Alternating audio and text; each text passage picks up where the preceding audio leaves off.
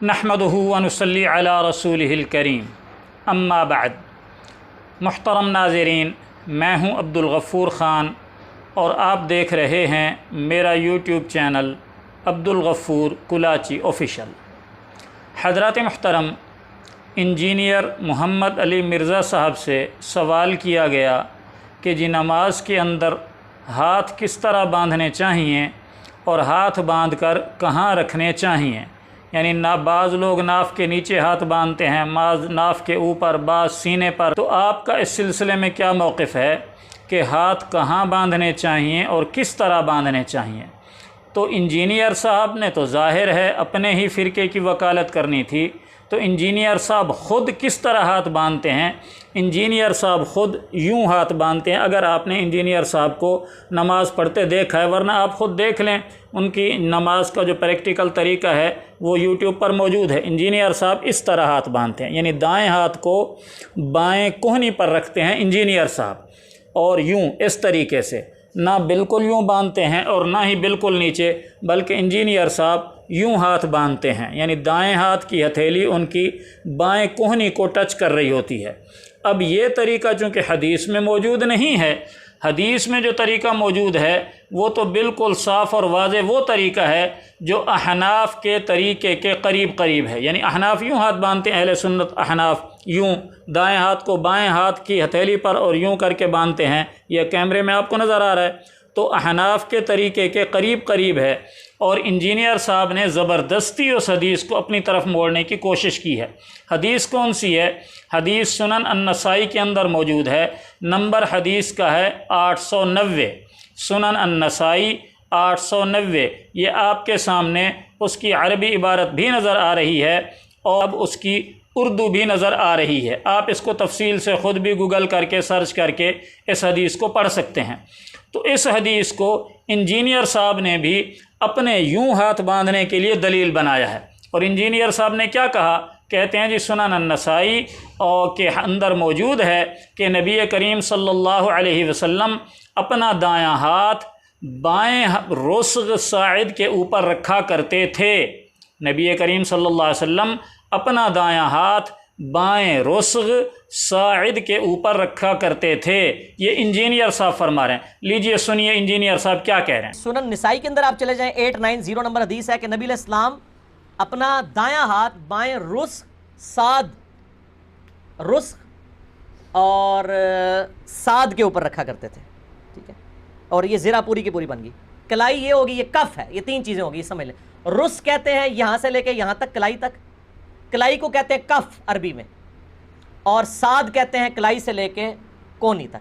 ये तीन चीज़ों का जिक्र है कि नबी इस्लाम ने अपना दायां हाथ बाएं रुस्ग़, कफ और साद पर रखा। तीनों चीज़ों के ऊपर, वही जो सही बुखारी के अंदर है कि वो दायां हाथ बाएं ज़रा पे रखा।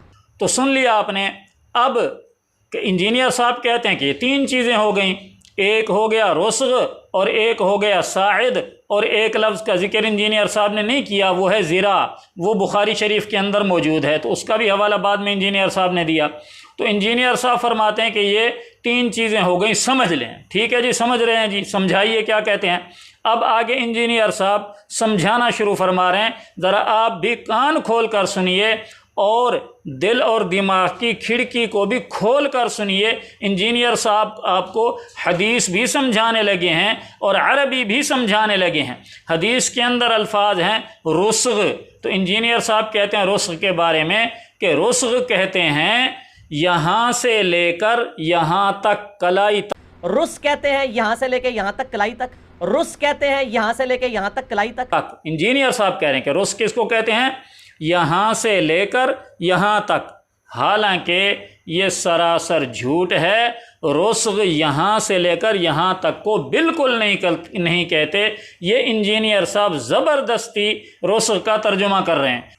रुस्ग़ ये आपके सामने मिसबाहुल लुगात के अंदर का लफ्ज़ नज़र आ रहा है।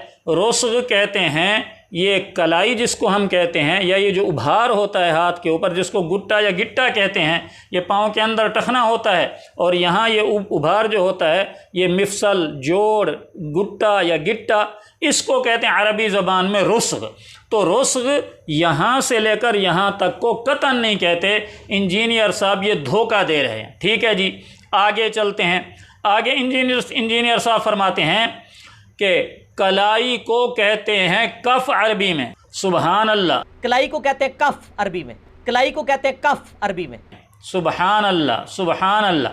यानी इंजीनियर साहब के नज़दीक अरबी ज़बान में कफ़ कलाई को कहते हैं। उर्दू में जिसे हम कलाई कहते हैं, जहाँ पर घड़ी बांधी जाती है, उसको कलाई कहते हैं। तो इंजीनियर साहब ये फरमा रहे कि अरबी ज़बान में इसको क्या कहते हैं? कफ़।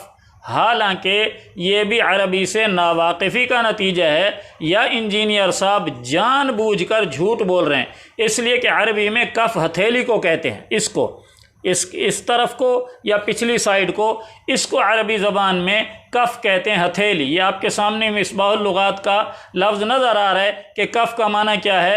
हथेली।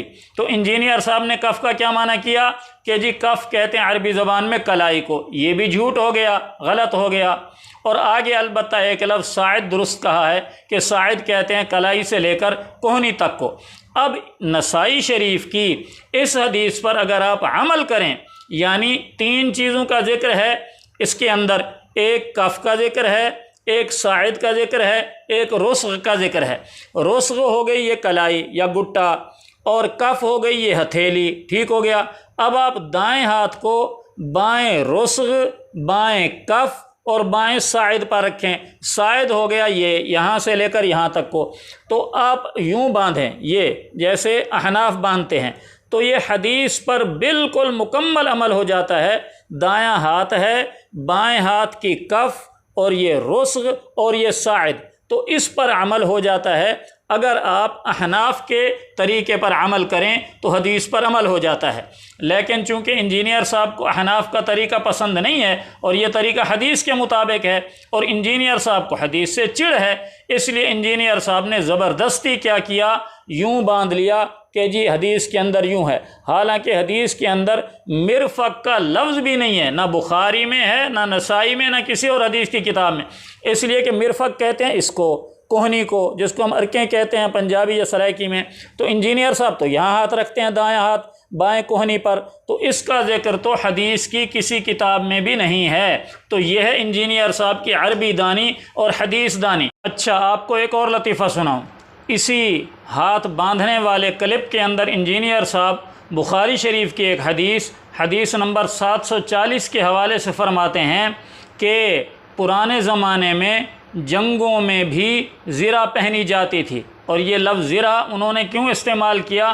क्योंकि हदीस के अंदर अल्फाज हैं कि आप सल्लल्लाहु अलैहि वसल्लम दाएं हाथ को बाएं ज़िरा पर रखा करते थे। और इस पूरे को ज़िरा कहते हैं। पुराने ज़माने में जंगों में लड़ने के लिए भी ज़िरा पहनी जाती थी ना, तो दायां हाथ बाईं ज़िरा पे रखना। और इस पूरे को ज़िरा कहते हैं। पुराने ज़माने में जंगों में लड़ने के लिए भी ज़िरा पहनी जाती थी ना, तो दायां हाथ बाईं ज़िरा पे रखना। तो आप सल्लल्लाहु अलैहि वसल्लम जो ज़िरा पर रखते थे वो लफ्ज़ ज़िरा, ज़ाल रा अलिफ ऐन, ज़िरा कहते हैं। हाथ की उंगली से लेकर कोहनी तक इसको ज़िरा कहते हैं, एक हाथ। तो आप सल्लल्लाहु अलैहि वसल्लम अपने दाएं हाथ को बाएं ज़िरा पर रखते थे। अब इंजीनियर साहब को इतना भी पता नहीं कि ज़िरा का लफ्ज़ और है जिसका माना हाथ है, और ज़िरा ये फ़ारसी ज़बान का लफ्ज़ है। और इंजीनियर साहब कहते हैं कि जो पहले ज़माने में भी लोग जैसे ज़िरा पहनते थे, तो उन्होंने ज़िरा और ज़िरा को एक ही बना दिया। हालांकि ज़िरा का लफ्ज़ का माना हाथ है, और ज़िरा जो इंजीनियर साहब समझ रहे हैं ज़िरा, वो माना भी नहीं है। इंजीनियर साहब वो जो गोल गोल होता है, आप हजरात ने देखा होगा फिल्मों के अंदर या तस्वीरों के अंदर कि जब जंगें लड़ते थे तो एक हाथ में तलवार होती थी, दूसरे हाथ के अंदर गोल सा चमड़े का बना हुआ होता था हथियार, जो अपने जिस्म की हिफाजत के लिए आगे करते थे। उसको उर्दू में ढाल कहते हैं। क्या कहते हैं उसको? ढाल। तो इंजीनियर साहब इसी को ज़िरा समझ रहे हैं। हालांकि ज़िरा जो है, ज़िरा कहते थे पूरे लूहे के लिबास को, यानी लूहे की टुकड़ियों का एक लिबास होता था कुर्ता नुमा। वो जंग के अंदर वो जो जंग लड़ने वाले होते थे, वो उस लूहे की टुकड़ियों का बना हुआ, लूहे के हलकों का बना हुआ कुर्ता या कमीज़ पहनते थे, उसको फ़ारसी में ज़िरा कहते हैं। तो इंजीनियर साहब ने यहाँ ज़िरा भी उस ढाल को समझ लिया कि चूँकि यूँ हाथ में वो ढाल होती थी, तो इंजीनियर साहब ने ज़िरा और ज़िरा اس کو ایک ہی لفظ بنا لیا کہ چونکہ وہ زرہ پہنتے تھے ہاتھ کے اندر، اس لیے تو آپ صلی اللہ علیہ وسلم نے بھی وہ زراع پر ہاتھ رکھتے تھے۔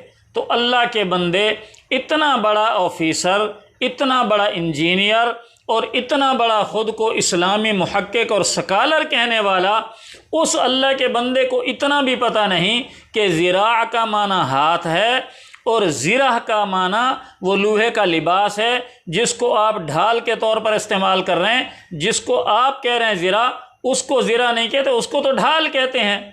حیرت ہے کہ لوگ ایسے آدمی سے نماز سیکھ رہے ہیں جس کو خود کچھ پتہ نہیں۔ اب پتہ نہیں لوگ بے وقوف ہیں یا انجینئر صاحب خود احمق ہیں، اس کا فیصلہ ہر آدمی خود کر سکتا ہے کہ جس کو عربی کی الف بے کا بھی پتہ نہیں ہے وہ لوگوں کو دین سکھا رہا ہے اور لوگ بڑے فخر سے اس سے دین سیکھ رہے ہیں۔